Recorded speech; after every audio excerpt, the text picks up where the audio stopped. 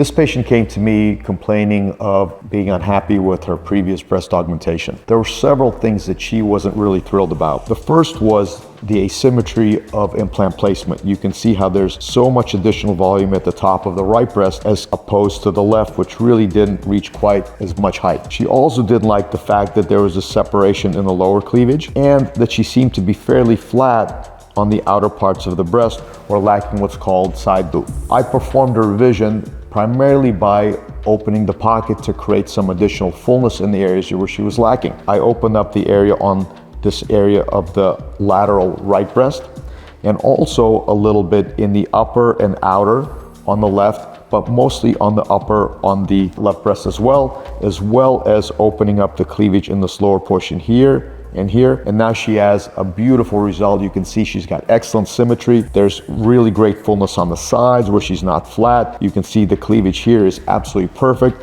And even when you get to the lower areas here where she had a significant asymmetry, now it looks practically perfect. My name is Leonard Hochstein, and if you are suffering from a breast augmentation you're not completely thrilled with, please give me a call.